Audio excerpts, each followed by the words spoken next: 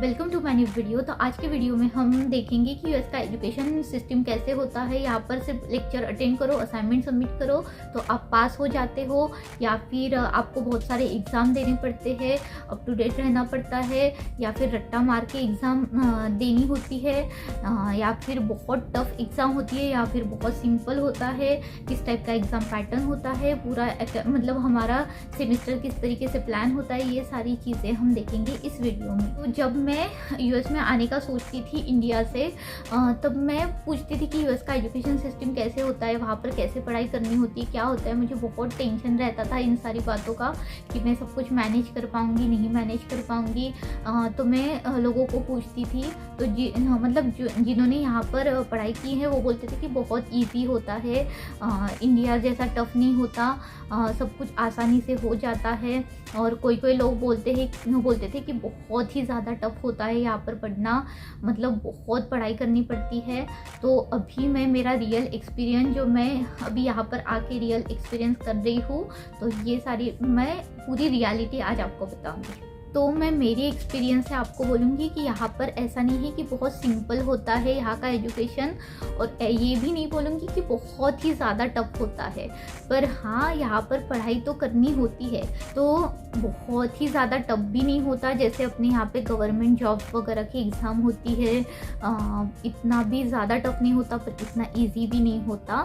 मेहनत तो हर इसमें करनी पड़ती है, पढ़ाई हर इसमें करनी पड़ती है। इजीली सब कुछ नहीं होता, आपको अच्छे से पढ़ना पड़ता है, तभी आप पास होगे, ये रियलिटी है।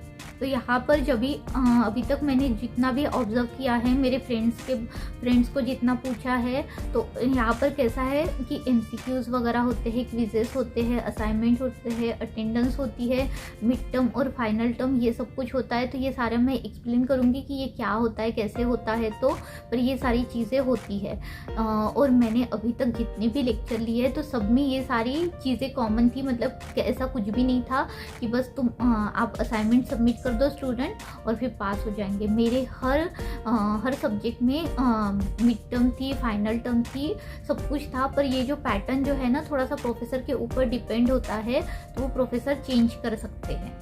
कुछ प्रोफेसर जो होते हैं ना, वो स्टूडेंट को ज़्यादा परेशान नहीं करते, बोलते हैं कि आप आओ, अटेंड करो लेक्चर और असाइनमेंट सबमिट कर दो, तुम सबको आसानी से मार्क्स मिल जाएंगे।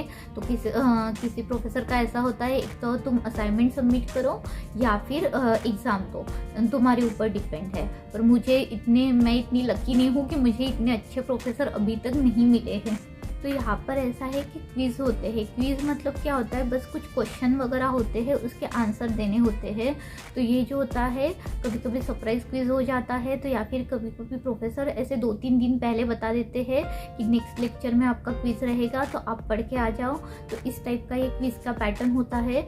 या फिर आप घर में भी आपको ऑनलाइन वो दे देंगे, तो आपको ऑनलाइन सबमिट करना होता है।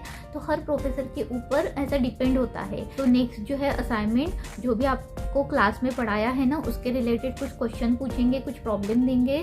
तो वो आपको घर में जाके, आपको जब भी फ्री हो, जब भी टाइम मिले, तो मतलब वो आप सॉल्व करो। और कुछ 2-3 दिन की या 5 दिन की या 1 वीक की आपको डेडलाइन दी जाएंगी, उससे पहले आप वो सबमिट करिए। अगर आपने सबमिट कर दिया टाइम पे, सब बराबर रहा, तो उसके हिसाब से आपको ग्रेडिंग मिलती है। तो ये हो गया असाइनमेंट। तीसरा जो होता है ना, वो होता है कि ये तो हो गया असाइनमेंट का। कोई प्रोफेसर जो होते हैं एमसीक्यूज टाइप क्वेश्चन देते हैं, तो बस आपको वो एमसीक्यू सॉल्व करने हैं। उसमें भी अटेम्प्ट होते हैं, मतलब आप 5 बार अटेम्प्ट कर सकते हो, कोई अनलिमिटेड बार ऑप्शन चूज़ कर सकते हो, या फिर 3 अटेम्प्ट होते हैं, तो उसमें आपने करेक्ट आंसर चूज़ करना होता है, फिर सबमिट करना होता है। तो ऐसा होता है यहाँ पर, मतलब एमसीक्यूज भी होते हैं। कुछ प्रोफेसर इस टाइप के क्वेश्चन भी देते हैं। ये हो गया क्विज, असाइनमेंट के बारे में बता दिया, एमसीक्यू के बारे में बता दिया। बस सेम इसी टाइप का प्रोजेक्ट भी होता है। आपको कुछ टाइम दिया जाता है, एक प्रोजेक्ट करना होता है, मतलब कोड वगैरह लिखना होता है, तो उसको भी सेम टाइम होता है। तो ये सारा पैटर्न जो है ना, सेम टाइप का ही होता है। तो मेरा एक क्लास था, तो उसमें मुझे ऐसा था कि हमें क्लास में जाके सबमिट करना होता था क्विज़, और घर में एक जो ऑनलाइन होता है उसके लिए डेडलाइन मिलती थी। वो जो कुछ प्रॉब्लम होते थे वो भी एमसीक्यू टाइप के होते थे। तो ये हो गया क्विज़, एमसीक्यू, और फिर हमारे मिड टर्म होते थे। तो हमें और अटेंडेंस, इन सारे चारों का मिला के हमें मतलब मार्क्स मिले थे।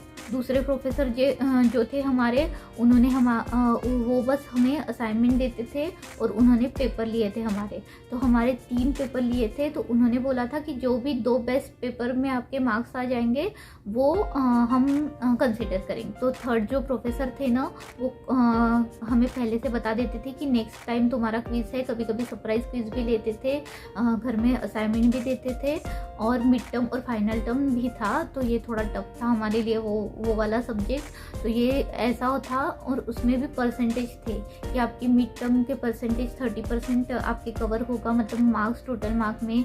फाइनल टर्म का 30% कंसिडर होगा, क्विज़ का 10% होगा, अटेंडेंस का भी ऐसे परसेंटेज में डिवाइड होता है। यहाँ पर जो है ना, सब कुछ प्रोफेसर के ऊपर ही डिपेंड होता है। प्रोफेसर चाहे तो वो अटेंडेंस के मार्क्स काउंट कर सकते हैं, नहीं कर सकते हैं, कोई पेपर लेते हैं, कोई नहीं लेते हैं। मुझे आज तक ऐसे प्रोफेसर मिले ही नहीं जो कि मिड टर्म और फाइनल ले ही ना डाले। कुछ फ्रेंड्स ने कहीं दूसरे कॉलेज से मास्टर्स किया है, तो उनको ऐसा था कि बस लेक्चर अटेंड करो, असाइनमेंट सबमिट करो, आपको ग्रेड मिल जाएंगे।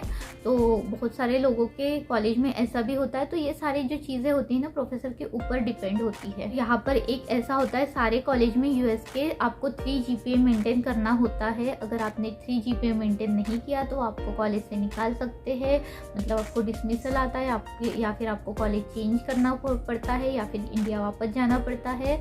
तो ये सारी चीज़ें, मतलब इस टाइप का एजुकेशन सिस्टम यहाँ पर होता है। तो मेरी इस वीडियो से आपको थोड़ी बहुत आइडिया तो आ गई होंगी कि यहाँ पर एजुकेशन सिस्टम कैसा होता है, मतलब किस टाइप से ग्रेड मिलते हैं। तो बस ये वीडियो मैं यहीं पे एंड करती हूँ। आपको वीडियो कैसा लगा मुझे कमेंट करके बताइए। अगर वीडियो अच्छा लगा हो तो लाइक कीजिए, चैनल को सब्सक्राइब कीजिए और बेल आइकन को प्रेस कीजिए। अगर आप मुझे इंस्टाग्राम में फॉलो करना चाहते हो तो लिंक इस वीडियो के डिस्क्रिप्शन में दी गई है। Thank you, bye.